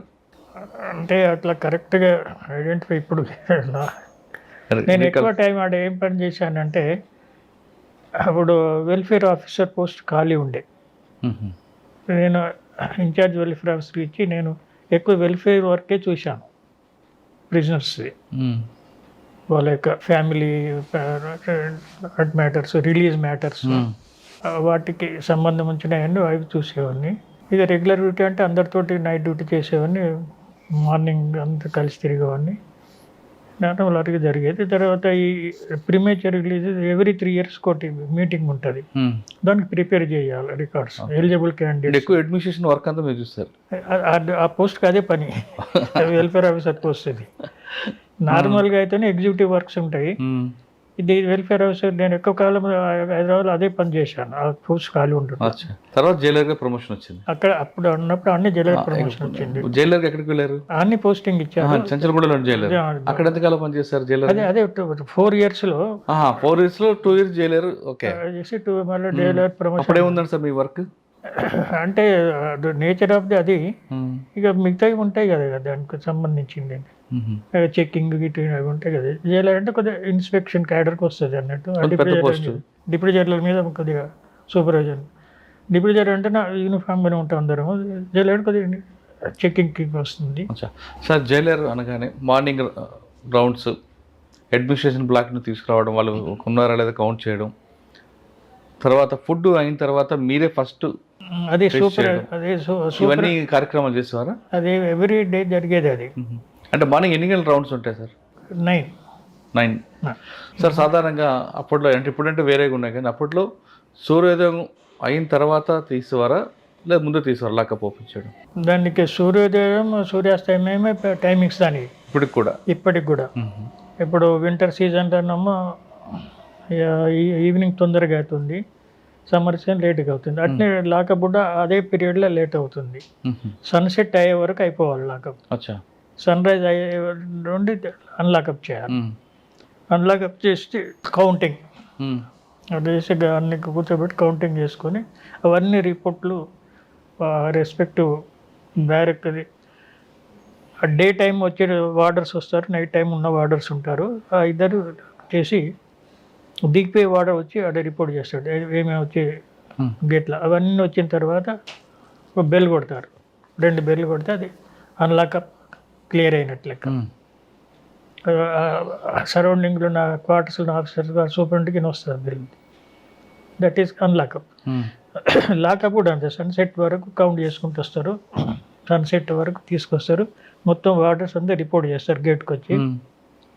డ్యూటీ ఆఫీసర్ రిసీవ్ చేసుకొని టోటల్ టాలీ చేసి ఆనాడు అన్లాకప్ ప్లస్ ఆనాడు అడ్మిషన్ టోటల్, ఆనాడు రిలీజ్ మైనస్ బ్యాలెన్స్, ఈ ఫిగర్కు వీళ్ళు తీసుకొచ్చిన కౌంటింగ్ టాలీ కావాలి. సార్ ఒకసారి లాకప్ అయిన తర్వాత అడ్మిషన్స్ వస్తాయి, అప్పుడు ఏం చేస్తారు? తీసుకోము కదా. తీసుకోరా? కానీ ఇప్పుడు తీసుకుంటున్నారు కదా. అంటే వాళ్ళు చెప్తే మొదలే చెప్పి పెడితే వాళ్ళు ఎక్కడ పెడతారండి అప్పుడు? అడ్మిషన్ బ్లాక్లో పొడక పెడతారా? ఇప్పుడు రాగానే ఫస్ట్ అందరిని తీసుకొచ్చి ఒకటే అడ్మిషన్ బ్లాక్లో పెడతాము. సెకండ్ డే సూపరింట్ రౌండ్లో వాళ్ళందరూ నిలబెడతారు. సూపరింటెండెంట్ అందరూ ఉంటారు, ఆఫీసర్స్, టోటల్ ఆఫీసర్స్. వాళ్ళు చూసుకుంటా ఒక్కొక్కరినొకటి వెరిఫై చేసుకుంటా ఏ బ్లాక్ చేయాలని సూపరింటెండెంట్. కేసు స్టడీ బట్టి మారుస్తుంటారా? అంటే అందరం గొంపకొద్దుకు పోయారు. ఒక మర్డర్ కేసు, ఒకటికి సెల్ ఫోన్ దొంగతనం కేసులో ఒకరికి, అలా రేప్ కేసు, ఇండివిజువల్ కేసులను బట్టి అలాట్ చేస్తారు బ్లాక్స్. హ్యాబిచువల్ అఫెండర్ సెపరేట్ ఫ్రెష్గా వచ్చిన వాటికి సపరేట్. కానీ ఫ్రెష్గా వచ్చిన వాడిని తీసుకొచ్చి హ్యాబిచువల్ కలపరు. అట్లా అందుకు అట్లా ఉండొద్దనే సూపరింట్ లెవెల్లో పెట్టారు అది అలాట్మెంట్. ఆ సూపరింట్ అలాట్ చేస్తే అదే బ్యారెక్లో పోవాలి. మళ్ళీ బ్యారెక్ మావాలంటే మళ్ళీ త్రూ రిపోర్ట్ రావాలి, ఆ రిపోర్ట్ ప్రకారం మళ్ళీ మారవాలి. లేకపోతే ఎవరిని వాళ్ళు ఇష్టమని చేస్తే ఒక కేసు ఒక్క దగ్గర వాడాలి, జంపింగ్ చేయొచ్చు కదా, ప్లానింగ్ చేయొచ్చు. సార్ ఎప్పుడైనా మీ సర్వీస్లో కౌంట్ తగ్గిందా ఎవరికైనా? తగ్గదు కదా, సేమ్ ఉంటారు. అంటే ఎస్కేపింగ్ ఉండదు. కోర్టు ఎస్కేప్ అప్పుడే నోటీస్ అవుతుంది, అది లాకప్ దాకా ఆగదు. ఎందుకంటే గార్డ్ 4 దిక్కుల టవర్స్ ఉంటాయి, టవర్స్ మీద విజిలెన్స్ ఉంటుంది. వాళ్ళ డ్యూటీ అది. వాళ్ళు ఏమైనా ఉంటే అప్పటికప్పుడే రిపోర్ట్ చేస్తారు. అప్పట్లో హాస్పిటల్ ఉంటుంది, ఎవరైనా పడుకోవడానికి డబ్బులు ఉంటే హాస్పిటల్లో పడుకోవచ్చు అనేది ఉంది, వారు నిజం అంటారు అది? ఇప్పుడు హాస్పిటల్ అనేది మెడికల్ ఆఫీసర్స్ కంట్రోల్ ఉంటుంది. అది మెడికల్ ఆఫీసర్ 2 రకాలు. సేమ్ బ్యారెక్లో ఉండి కొద్దిగా అతన్ని స్పెషల్ డైట్ అని రాస్తాడు. స్పెషల్ డైట్ అంటే extra milk, bread apart from regular diet, అలా ఉంటుంది. ఇక మరీ సిక్ అయితే హాస్పిటల్ షిఫ్ట్ చేస్తాడు, ఆయన హాస్పిటల్లో అడ్మిట్ అవుతాడు. హాస్పిటల్ అంటే సేమ్లో ఒక బ్లాక్, అది దాంట్లో ఉంటాడు. అక్కడ అవుట్ పేషెంట్ వింగ్ ఉంటుంది, అక్కడ డాక్టరు, తర్వాత కాంపౌండర్స్ వాళ్ళందరూ ఉంటారు. అక్కడేం ఫెసిలిటీస్ ఏముండవు. ఫెసిలిటీస్ కదా, కింద పడుకోవడం కష్టం అన్నాడు, డబ్బులు ఇస్తే హాస్పిటల్ పంపిస్తారు, మంచం మీద పడుకోవచ్చు అనేది ఉండేది. అది అవి ఉన్నాయి, కొద్దిగా ఉంటాయి, 2-3 ఉంటాయి అందులో. అవి ఎంతమంది పోతారు అడిగి. సో సాధారణ డైట్ ఏ ఉండేదండి అప్పట్లో? డైట్ మన స్టేట్ ప్రెజెంట్ డైట్, ఇది మోడల్ డైట్ ఇన్ ఇండియా. మన దగ్గర మొదటి నుండి కూడా అది క్యాలరీ స్టడీ చేసి పిక్ చేసిన డైట్ అది. ఇప్పటి కూడా అదే ఫాలో అవుతున్నారు. కొద్దిగా ఇప్పుడు వేరే కొద్దిగా ఇంగ్రీడియంట్స్ మార్చారు. మార్నింగ్ మన దగ్గర టీ ఇంట్రొడ్యూస్ చేసింది, తర్వాత ఇప్పుడు అన్ని దగ్గర టీ అయింది. మార్నింగ్ లేవగానే టీ ఇస్తారు. ఎన్ని గంటలకు? Before 7 o'clock. ఇంట్లో కూడా ఎవరు కదా ఎవరు. తర్వాత బ్రేక్ఫాస్ట్. ఏంటి సార్ బ్రేక్ఫాస్ట్ ఏముంటుంది? ఇడ్లీ వడ ఉంటుంది. 8 to 9 లోపల బ్రేక్ఫాస్ట్ ఇస్తారు. ఇప్పుడు టర్న్ తీసుకొచ్చారు, ఒకరోజు ఉప్మా, ఒకరోజు దోశ, ఇట్లా ఇస్తారు. ఇట్లా రొటేషన్. అన్ని బ్లాక్లకు 7 to 8 లోపల సప్లై. లంచ్ అనేది 10:30 to 11:30 వరకు. అదేంటి ఎర్లీగానా? 10:30 to 11:30, 12 లోపల అయిపోతుంది. కోర్టు పోతారు కాబట్టి తొందరగా తయారవుతుంది. దాంతోపాటు కోర్టు పోయే వాళ్ళకు మొదలు ఇస్తారు, ఒక 1 అవర్ ముందు ఇస్తారు. మిగతా వాళ్ళందరికీ అదే టైంలో అంటే కోర్టుకి వెళ్తా ఉంటే బాక్స్ ఇస్తారు కాబట్టి లేదు తినిపోవాలి. బయట కొంచెం పోయేది లేదు, ఇది కొంచెం పోయేది లేదు, బయట నుండి తెచ్చేది లేదు, రెండు లేవు, తిని వెళ్ళిపోవాలి. ఒకవేళ డిస్ట్రిక్ట్ ఇట్లా పోతేనో బత్తా ఇస్తాం, ఒక డేకి ఇంత అని ఫిక్స్ ఉంటుంది. గార్డుకి ఇస్తే గార్డు వాళ్ళకు అరేంజ్ చేయాలి. ఇక లోకల్ కోర్టు పోతే భోజనం చేసిపోతారు, మళ్ళీ వచ్చినాక చేస్తారు. డిన్నర్ టైం వాళ్ళకి రాకపోతే ఆ బ్యారెక్ వార్డర్ ఉంటాడు, ఒక్కొక్క బ్యారెక్ ప్రిజనర్లో ఒక వార్డర్ ఉంటాడు, అతను తీసి పెడతాడు వాళ్ళకు. కోర్టు రిటర్న్ వాళ్ళకు తీసి పెడతాడు. కోర్టు నుండి రిటర్న్ రాగానే మరి మధ్యాహ్నం టీ స్నాక్స్ బయట లేదు, కాదు జైల్లో ఉన్న వాళ్ళకి. జైల్లో మిడ్ డే టీ, అది ఆఫ్టర్నూన్ టీ ఇస్తారు 3 o'clock టైంలో, 2 to 3. సమోసా అవి ఇస్తారా? ఇప్పుడు ఏమి ఇస్తుండ్రో కానీ అప్పుడు ఏం లేకుండా ఓన్లీ టీ ఇచ్చేది. ఇప్పుడు కొంచెం ఇంప్రూవ్ చేసినట్టున్నారు. మరి నాన్ వెజ్ అండి? ఎవ్రీ సండే నైట్, అంటే డిన్నర్ అంటే అదే 5 o'clock లోపల అయిపోతుంది. ఎవ్రీడేనో మార్నింగ్ లంచ్లో దాల్, పప్పు, 3 పప్పులల్లా సోమవారం ఒక పప్పు, మంగళవారం ఒక పప్పు, బుధవారం ఒక పప్పు, మళ్ళీ కందిపప్పు, పెసరపప్పు, శనగపప్పు, 3 మళ్ళీ రిపీట్ అవుతుంటాయి 6 రోజులు. సండే నాడు లంచ్కి వెజిటబుల్స్, అదర్ డేస్ ఏమో డిన్నర్కి వెజిటబుల్స్. సండే నాడు లంచ్కి వెజిటబుల్, డిన్నర్కి non veg. Non veg mutton, chicken, fish. అప్పుడు ఒక మటనే ఉండేది. తర్వాత చర్లపల్లి పౌల్ట్రీ స్టార్ట్ అయినాక చికెన్ ఆల్టర్నేట్ పెట్టారు. సార్ మటన్ మనం తిన్నంత ఇస్తారా? దానికి క్వాంటిటీ ఇంత ఉంటుందా? 170 grams ఉంటుంది. అది వండితే ఇంకో 250 వెళ్తుంది కదా, అట్లా వస్తుంది. ఇక్కడ అదే క్యాల్కులేషన్లో తీసుకుంటారు. మటన్ ఆడ ఇస్తారు, వండుతారు. ఎక్స్ట్రా కావాలనుకుంటే ఎక్స్ట్రా ఉండదు అంతే. సార్ నాన్ వెజ్ తిన్న వాళ్ళు ఉంటారు, వాళ్ళకి స్పెషల్ ఏంటి? వాళ్ళకు ఆలు కూర ఉంటారు. ఏదో సమ్ స్వీట్ ఏదో తయారు చేసుకుంటుంది వాళ్ళు. స్వీట్ ప్లస్ ఆలు 2 కలిపి కాంపెన్సేషన్. దీని బదులు రైస్ అదే ఉంటుంది, రసం దాల్ అదే ఉంటుంది. మటన్ బదులు ఆలుగడ్డ కూర. కొంతమందికి సిగరెట్, గంజాయి కావాలనుకుంటారు, అప్పుడు సిగరెట్లు అనేది ఇంటర్వ్యూలో వస్తే ఇచ్చేది. ఇప్పుడు మొత్తం బ్యాన్ చేసిందట. ఇప్పుడు ప్రస్తుతం అయితే లోపల ధూమపానం లేదు అనుకుంటున్నాను నేను. అప్పుడు ఇంటర్వ్యూలు ఇచ్చేవాళ్ళు, క్యాంటీన్ ఇంటర్వ్యూలో వస్తారు కదా వాళ్ళు ఇచ్చేవాళ్ళు. క్యాంటీన్లో కూడా అమ్మేవాళ్ళు. లోపల క్యాంటీన్ ఉంటుంది. క్యాంటీన్లో బిస్కెట్లు,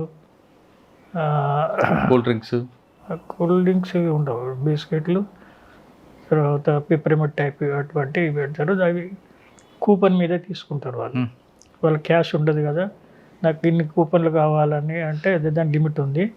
అతను పీపీసీ అనే వాళ్ళు అడ్మిట్ అయినప్పుడు ఆయన పేరు మీద పీపీసీ అనే పర్సనల్ క్యాష్ అందులో పెడతారు ఆ డబ్బులు. ఆ అకౌంట్ తెరిచి ఆయన డబ్బులు ఉన్నాయంటే ఎంత కావాలంటే ఇంత అంటే అన్ని కూపన్లు ఇచ్చాడు, ఆయన అమౌంట్ డిడక్ట్ అవుతుంది. ఇది ఆ క్యాంటీన్ అకౌంట్లోకి వెళ్ళిపోతుంది ఈ అమౌంట్. వాళ్ళ దగ్గర కూపన్స్ ఉంటాయి.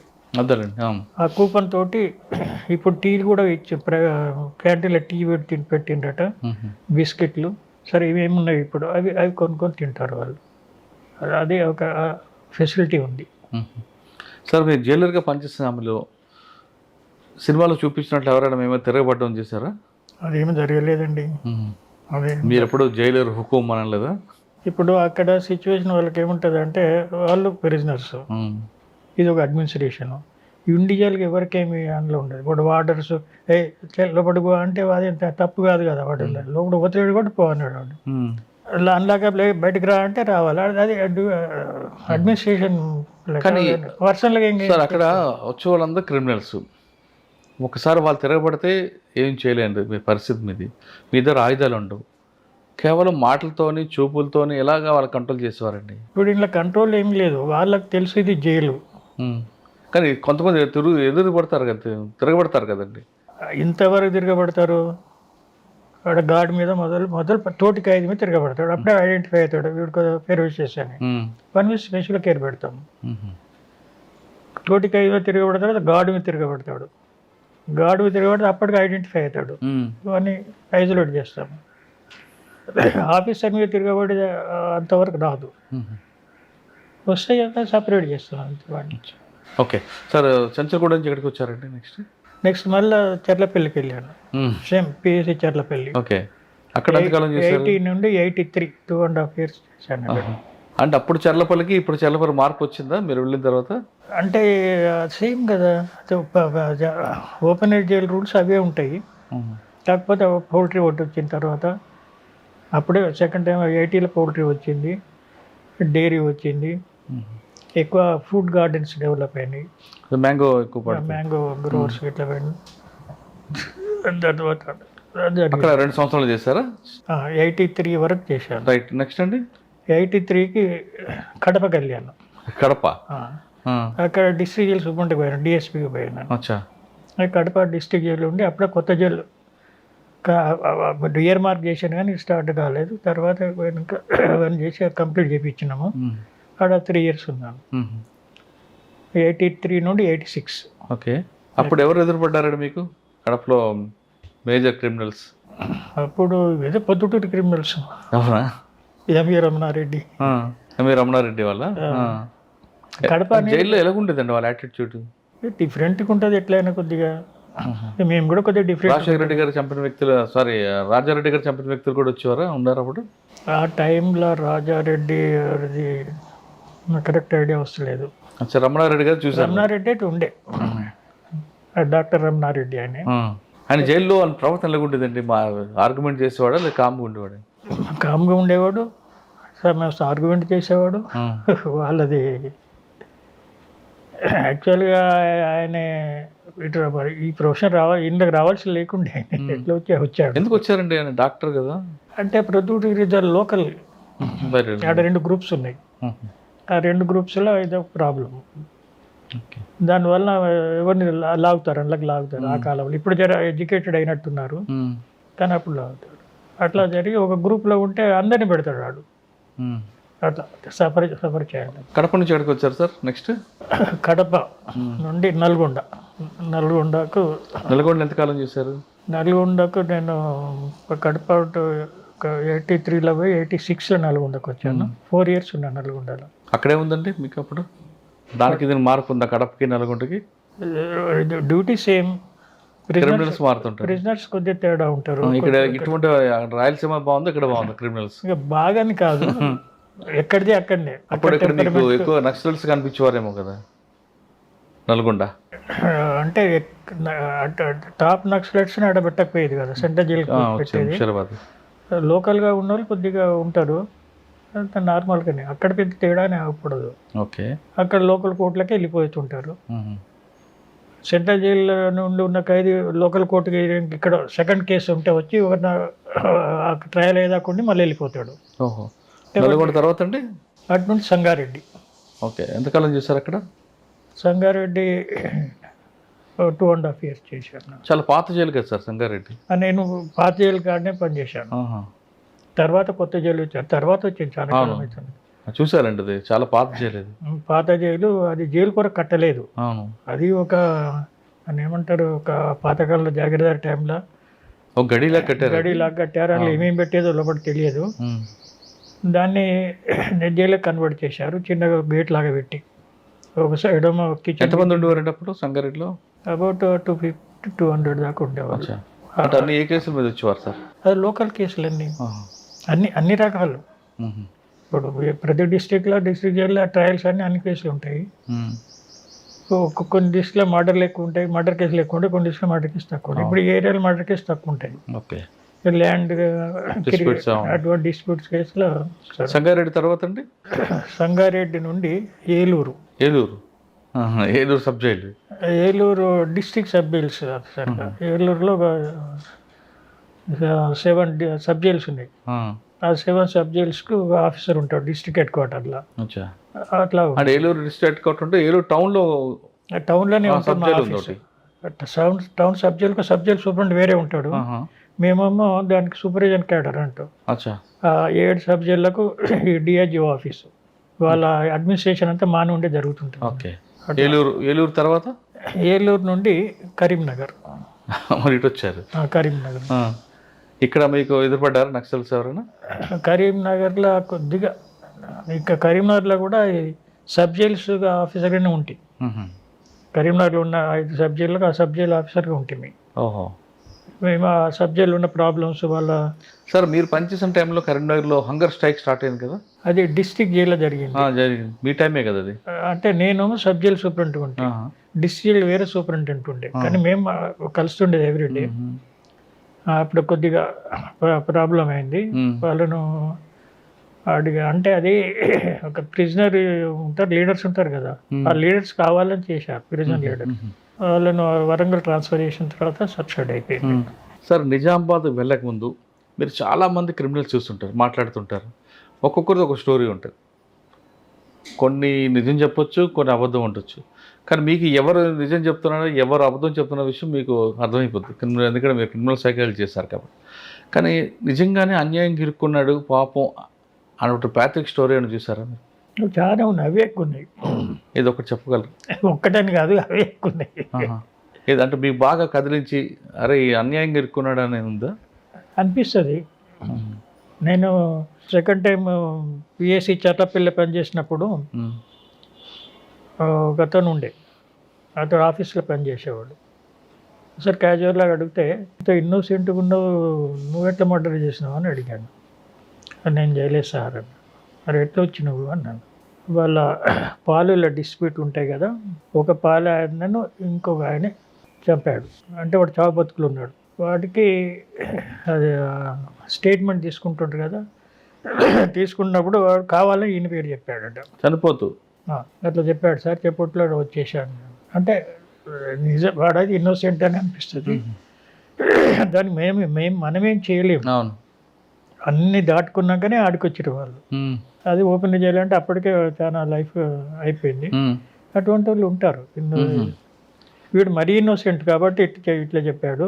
కొందరు మీడియంలో ఉంటారు, వాడు చేయడు కానీ గ్రూప్లో ఉంటాడు.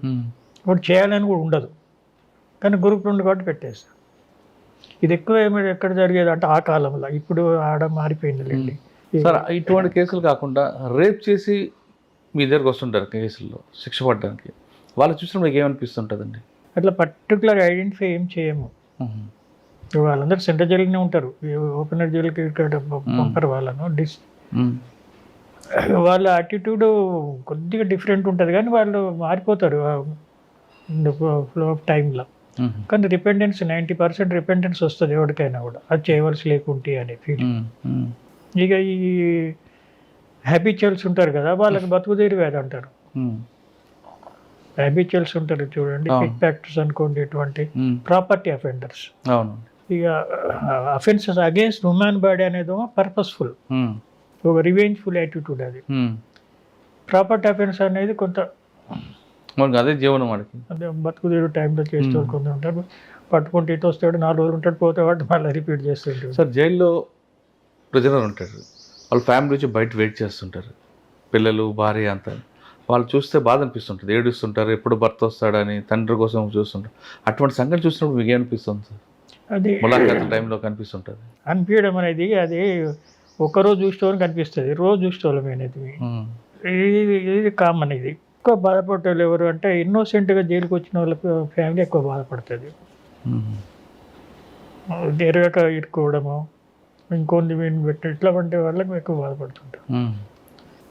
మా సైడ్ ఉండేది ఏముండదు. ఇంటర్వ్యూ అంటే లిబరల్గా ఇస్తాం. ఫ్యామిలీ అంటే ఇప్పుడు వీక్లీ 2 ఇంటర్వ్యూలు అంటే 3 వస్తేనే ఇస్తాం ఫ్యామిలీకి వస్తే. కానీ ఇన్నర్ ములాఖాతులో పిల్లలు తండ్రి పట్టుకుని ఏడుస్తున్నప్పుడు మీకు కొంచెం బాధ అనిపించేదేమో కదా? ఫీలింగ్ ఉంటుంది, దాన్ని మనం మీరేం చేయలేరు ఫీలింగ్. సార్ నిజామాబాద్ జైలు మీరు వచ్చారు, నిజామాబాద్ జైలుకి మీరు వెళ్ళకముందు ఆ కొండ గుట్ట మీద జైలు గోడలు బద్దలు కొట్టుకొని మొత్తం అందరూ పారిపోతారు.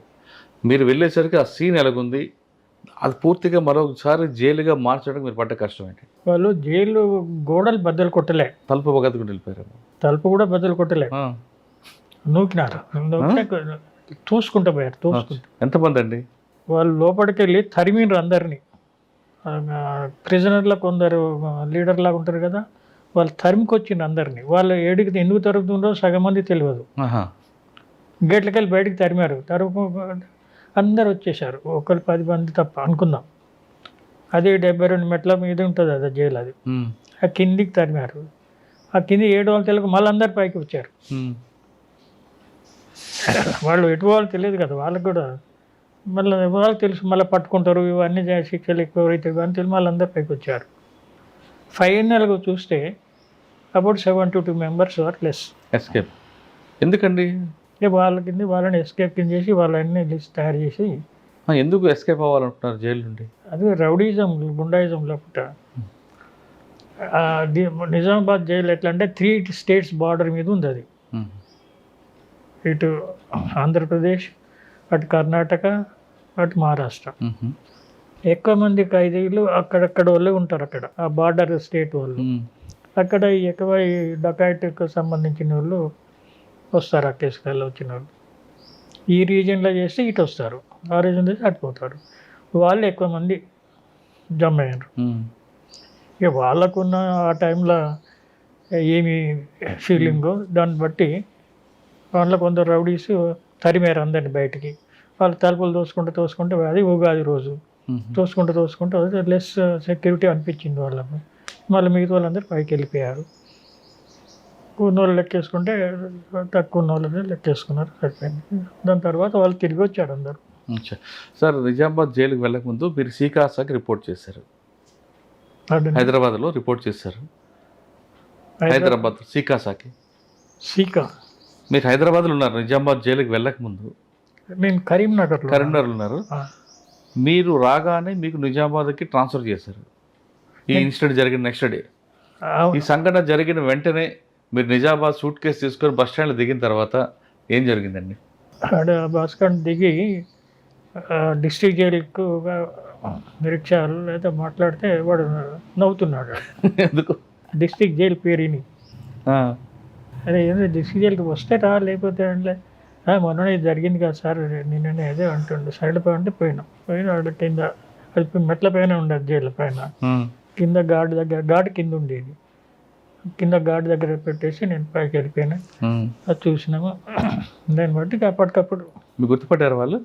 మీ వాళ్ళు గుర్తుపట్టారు? మొదలు గుర్తుపట్టారు. చెప్పిన తర్వాత వాళ్ళకు ఇన్ఫర్మేషన్ వస్తుంది కదా. అంటే వాళ్ళ విలేజర్కి ఆల్రెడీ ఇన్సిడెంట్ జరిగింది కాబట్టి అలర్ట్గా ఉన్నారా, ఇంకా రిలాక్స్ మూడ్లో ఉన్నారండి? అట్లని కాదు కానీ ఉండవలసినంత లేరు, టెన్షన్ అనిపించలేదు. సరే, దాన్ని బట్టి కొన్ని మార్పులు చేసినాం. సార్, టోటల్గా అంతా మళ్ళీ సెట్ చేయడానికి ఎంతకాలం పట్టిందండి? కరెక్ట్ ఇప్పుడు ఏం చెప్పలేదు, ఇంతకాలం అయింది. అదే ఆటోమేటిక్గా అయిపోతుంది లేండి. అది ఆ ఫీల్డ్లో ఉన్నోడికి తెలుస్తుంది ఆ టైంకు. నేచురల్గా చట్టం మనకు సపోర్ట్ ఉంటుంది కాబట్టి అందరు దాన్ని ఫాలో అవుతారు. ఇప్పుడు ఒక ఇండివిజువల్ మాకు చెప్పింది కొన్ని, ఆ చట్ట పరిధిలో ఉన్న సూపరింటెండెంట్ చెప్పింది వేరు. దానికి ఒక శిక్షలు కూడా ఉంటాయి పాటించకపోతే. అలా తర్వాత లోకల్ ఎస్పీ తోటి కలిసి ఎక్కువ ప్రొడక్షన్ ఇంప్రూవ్ చేయడము. తర్వాత కలెక్టర్ని కలిసి కొన్ని ఫండ్స్ను R&B ఈకి రిలీజ్ చేయించి వాళ్ళ ద్వారా కొన్ని రిపేర్ చేయించి మాకు ఈ ప్రొసీజర్ గవర్నమెంట్ వాళ్ళ డిపార్ట్మెంట్ టైం అట్లా చేసి కొంత చేసేసాం. సెట్ చేసి ఎట్లయినా ఆ జైలు సూట్ కాదని చెప్పేసి అది డీజీకి రాసి పర్మిషన్ తీసుకొని కొత్త ల్యాండ్ ప్రొక్యూర్ చేసినాం. 54 acres. ఓకే, కానీ అక్కడ ప్రొవోక్ చేసిన పర్సన్ తర్వాత దొరికాడా? వాళ్ళు అందరు దొరికారు. అందరు పోలీసులు పట్టుకొస్తారు. నేను అనుకుంటే ఒక 1-2 people 4 people దొరకనట్టుంది. కానీ వాళ్ళు కూడా ఇక్కడ ఎన్కౌంటర్ చేసిన అదే యూనికిడి మొత్తం దొరకారు. మొత్తం కేసు. సాధారణ జైలు నుంచి పారిపోయిన తర్వాత మీకు ఆ బడ్డీని బాగా పడతారు, ప్రెజర్ ఉంటుంది, తీసుకొచ్చి కొడతారా లేదంటే పనిష్మెంట్ ఎలాగిస్తారు? లేదు, కొట్టడం అనేది మళ్ళీ మనకే రిస్క్. ఇప్పుడు ఉమాయన్ అసాల్ట్ అనేది ఇప్పుడు ఎవరికైనా రిస్కే, వాడు పొజిషన్లో ఉన్నోడికైనా రిస్కే, నైబర్ కూడా రిస్కే. అది it is not approved by. కానీ జైలుకి వచ్చాక చాలా మంది ఆత్మహత్య చేసుకుంటారు. ఎందుకండి? అంటే వాళ్ళు చేసిన ఉంటుంది కదా పాపం, ఒక పాపం అని కాదు, బాధగా, రిపెంటెన్స్. ఎక్కువ వీళ్ళు వైఫ్ని చేసి వచ్చిన వాళ్ళు చేసుకుంటారా? చేసుకుంటారు, ఫ్యామిలీ మెంబర్స్ని చేసుకునే అవకాశం మేము చేయకుండా చూసుకుంటాము. అయినా కూడా ఒకసారి జరిగితే అట్లా అటువంటి వాళ్ళు జరుగుతారు, కానీ మిగతా వాళ్ళు ఏమి చేసుకోరు. వాళ్ళకు దాడిగా ఒక రిపెంటెన్స్ ఒకటి, నిరాశ రెండు. సార్ నిజామాబాద్ తర్వాత చెంచల్ కూడా హైదరాబాద్. అక్కడ ఎంతకాలం? ఒక 2 years. తర్వాత రిటైర్డ్. ఓకే, చెంచల్ కూడా రిటైర్ అయిపోయారు. నిజామాబాద్లో ఫ్రాక్షన్ తక్కువ, అదే 4 years కొద్దిగా తక్కువ 4 ఉన్నాము.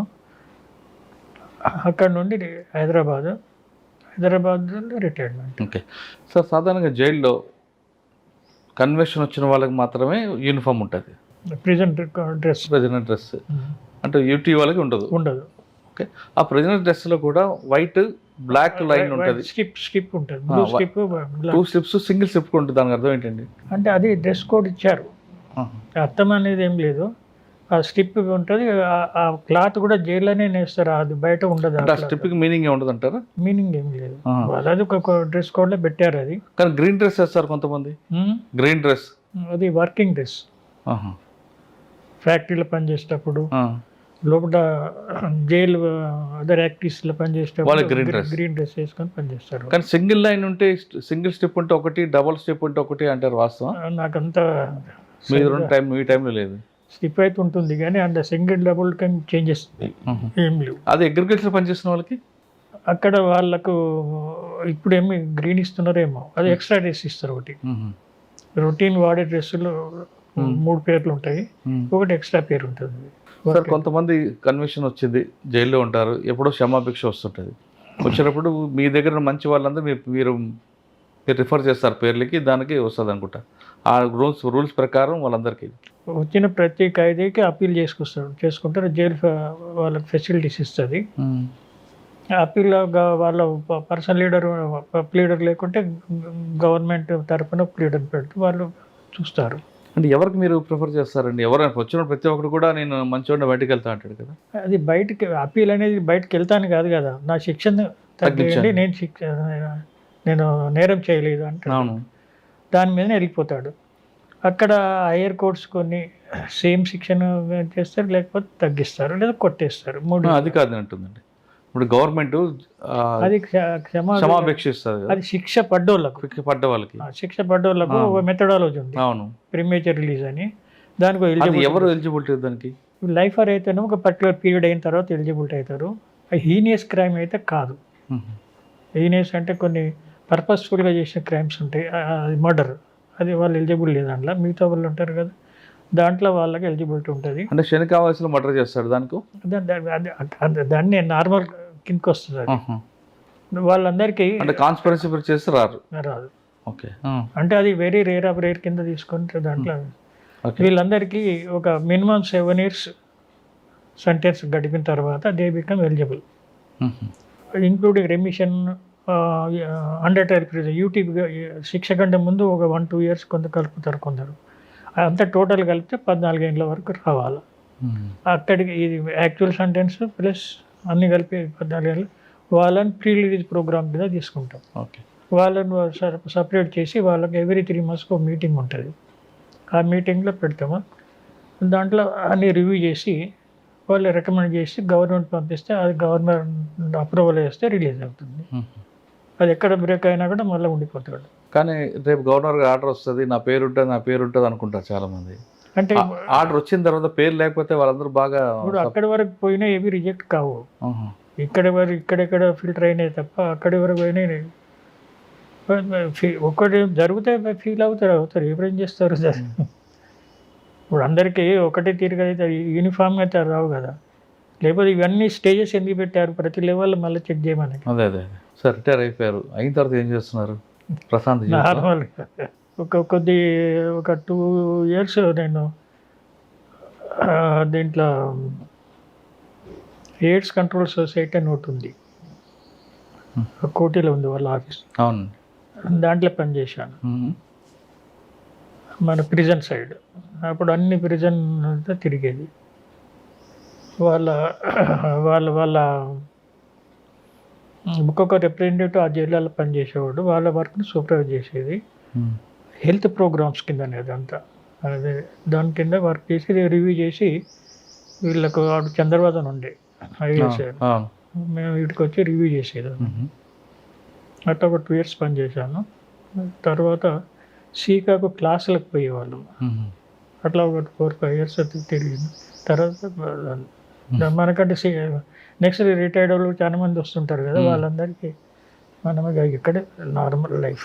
సార్ మీతో మీ దగ్గర ఉన్న ఖైదీలు కొంతమంది బయటకు వచ్చాక మీకు ఇంకా పలకరిస్తుంటారు? అటువంటిది జరగలేదండి. అంటే అక్కడితో క్లోజ్ అది. ఇప్పుడు ఒక ప్రిజన్లో ఉన్న రిలీజ్ అయిన ప్రిజన్స్ మనం ఇంకో దగ్గర పని చేస్తుంటే అక్కడ అవపడతాడు వాడు. మీకు ఎక్కువ రిపీట్ కనిపిస్తుంటారండి? ఎక్కువ కాదు, వెరీ రేర్ ఆఫ్ రేర్. ఒకవేళ కనిపించిన అడుగుతారు ఎందుకురా మళ్ళీ వచ్చాను అడిగారా ఎప్పుడైనా? నార్మల్గా వాళ్ళ మళ్ళీ ప్రెజెంట్ చెక్ చేస్తుంటాం కదా, అక్కడ ప్రిజనర్స్ ఉన్నాయి. ఎవ్రీ మండే నాడు ఒక పరేడ్ ఉంటుంది, అన్ని బ్లాక్లో నిలబడతారు, అంతా తిరుక్కుంటూ వస్తాం సూపరెంట్గా.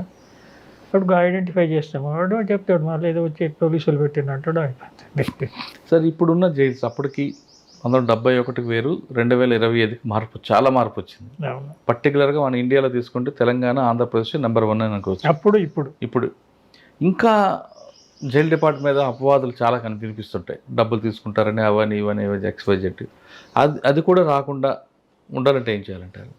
సొసైటీని మార్చాలి. సొసైటీ ఎలా? సొసైటీ మెంబరే అక్కడ ఎంప్లాయీగా పోతాడు. ఇక్కడున్న అలవాటు అక్కడ ఉంటాయి. ఈ సొసైటీ మంచిదైతే వాడిన అలవాటు అక్కడ కూడా మంచిగా ఉంటాయి. దాన్ని మనము ఇండివిజువల్గా ఏం చేయగలుగుతాము? ఆడ కంట్రోల్ చేస్తారు, 99% కంట్రోల్లో ఉంటాడు. మీరు చెప్పింది రేర్ ఆఫ్ రేర్ కేసు జరిగితే ఐడెంటిఫై అయితే పనిష్మెంట్ ఇస్తారు. ఓకే, పనిష్మెంట్ కూడా చాలా సీరియస్గా ఉంటాయండి? సీరియస్గా ఇస్తారు, దాని నేచర్ని బట్టి. ఇప్పుడు ప్రిజనర్స్ రిలేటివ్స్ ఫ్రెండ్స్ తోటి వీడు పెట్టుకోవద్దు, కమ్యూనికేషన్ పెట్టుకోవద్దు, అంటే వాళ్ళతో కలవద్దు. కానీ కొంతమంది ములాఖత్ వచ్చిన ప్రిజనర్స్ వైఫ్తో అటాచ్మెంట్లు పెట్టుకుంటారు కదండి. అది జరగదండి, నార్మల్గా 99% జరగదు, 99% జరగదు. వాళ్ళ బాధలు వాళ్ళకుంటే, వీళ్ళ బాధలు వీళ్ళకుంటాయి. రేర్ ఆఫ్ రేరెస్ట్ కిందనే వస్తుంది తప్ప నార్మల్గా జరగదు ఎక్కడ. తర్వాత ఇక్కడ ప్రిజర్ ముగ్గట కూడా చాలా గార్డ్ ఉంటుంది కదా, వాళ్ళు సేఫ్గా వెళ్ళిపోయేటట్టు అన్నీ చూస్తాం. సార్ ఫైనల్గా చెప్పండి, ఈ డిపార్ట్మెంట్లోకి రావాలనుకున్న వాళ్ళకి మీరు ఇచ్చే మెసేజ్ ఏంటి? నాకు తెలిసిన కాడికి ఎవరు ఈ డిపార్ట్మెంట్కి రావాలా, ఆ డిపార్ట్మెంట్ రావాలా అని నాకు తెలిసిన ఫ్రెండ్స్ ఎవరు లేరండి. వాళ్ళకి ఆ టైంకు జరిగే ఆపర్చునిటీ బట్టి జాయిన్ అవుతున్నారు. సార్ ఆ విధంగా వచ్చారనుకోండి, కావాలనా బై ఛాన్స్ వచ్చారనుకోండి డిపార్ట్మెంట్లోకి, అందరు అట్లే వస్తారు. డిపార్ట్మెంట్ వచ్చిన వాళ్ళు ఏం చేయాలంట? ఏం చేస్తారు, ట్రైనింగ్ పొందుతారు. ఆ ట్రైనింగ్ ఉంటే చార్ట్ ఉంటుంది, ఆ డ్యూటీ చార్ట్ ఫాలో అవుతారు. ఇప్పుడు ఎవరైనా కూడా డ్యూటీ చార్ట్ ఫాలో అవ్వాల్సిందే కదా. ఆ డ్యూటీ చార్ట్ ఏముంటే అదే ఫాలో అవుతారు. అందులో మంచివాడు అయితే ఇంకా ఎక్కువ మంచి పని చేస్తాడు, చెడ్డోడు అయితే మంచి పని చేయడు, ఆడికే ఆగిపోతాడు. ఇప్పుడు చట్ట పరిధిలో చెడు చేయడం కొరకు కంట్రోల్ చేస్తుంది, మంచి చేయడానికి కంట్రోల్ చేయదు ఏ చట్టం కూడా. వాళ్ళు ఇంకా మంచి పనులు చేయొచ్చు, నువ్వు చెడు పోకుండానే చట్టం ఉంటుంది, కంట్రోల్ చేస్తుంది. కానీ సాధారణంగా ఒక రూమర్ ఉంటుందండి బయట, ఏమని 6 నెలలు వారితో వీరు తిరిగితే వీరు వారవుతారు, వారు వీరవుతారని. ఆ విధంగా ఏమైనా మీకు ఎదురుపడ్డాయా? ఇప్పుడు వారు వీరు వీరు వారు అనేది సివిల్ లైఫ్లా, ఇది డ్యూటీ మైండెడ్. వాళ్ళు ప్రిజనర్ మైండ్, వాన్ మైండ్ వేరే ఉంటుంది, వీళ్ళ మైండ్ వేరే ఉంటుంది. ఇప్పుడు ప్రిజనర్స్కి వచ్చే ములాఖతు వాళ్ళ మైండ్ వాళ్ళకు ఉంటుంది. ఇప్పుడు ఎవరి మైండ్ సెటప్ వేరు వేరు ఉంటుంది. ఇప్పుడు వాళ్ళది ఆలోచన వీళ్ళకి రాదు, వీళ్ళ ఆలోచన వాళ్ళకి రాదు. కానీ కొంతమంది, అంటే నేను తెలంగాణ ఆంధ్రప్రదేశ్ అని కోడ్ చేయట్లేదు, కానీ కొన్ని జైల్స్లో అక్కడ పనిచేస్తున్న వాళ్ళు పాత నేరస్తులు అందరినీ ఒక గ్యాంగ్గా పెట్టుకొని దొంగతనం చేస్తుంటారు. అది జరగదండి, అది నాట్ ఏ పాసిబుల్ కేసు. అది జరుగుతుందంటే సొసైటీలో మరీ నీచుడైతేనే. బై ఛాన్సా బై చాయిసా జైల్ డిపార్ట్మెంట్ వచ్చేవాళ్ళు ఖచ్చితంగా నీతిగా నిజాయితీగా పనిచేయనంటున్నారు శ్రీనివాసరెడ్డి గారు. ఆయన తెలంగాణ రాష్ట్రం కానీ ఆంధ్రప్రదేశ్ రాష్ట్రంలో కానీ చివరిగా జరిగిన ఉరిశిక్షను చూసిన వ్యక్తి, అదేవిధంగా నిజామాబాద్ జైలును కూడా ప్రక్షాళన చేసిన వ్యక్తి. ఇటువంటి ఆఫీసులు వచ్చినప్పుడు జైలు డిపార్ట్మెంట్ అనేది కేవలం శిక్షించడం కాదు, వచ్చిన ఖైదీలు పరివర్తన తీసుకురావడం అనేది ముఖ్యంగా గుర్తుపెట్టాలి. కాబట్టి ప్రతి ఖైదీలు పరివర్తన తీసుకొస్తే వాళ్ళు ఖచ్చితంగా మీ పట్ల గుర్తు ఉంచుకుంటారు అనే విషయం చెప్తున్నారు శ్రీనివాసరెడ్డి గారు. ఇది శ్రీనివాసరెడ్డి గారితో ఎక్స్క్లూజివ్ ఇంటర్వ్యూ. వచ్చే వారం మరొక మళ్ళీ కలుద్దాం. అంతవరకు నమస్తే, థ్యాంక్ యూ అండి. నమస్కారం.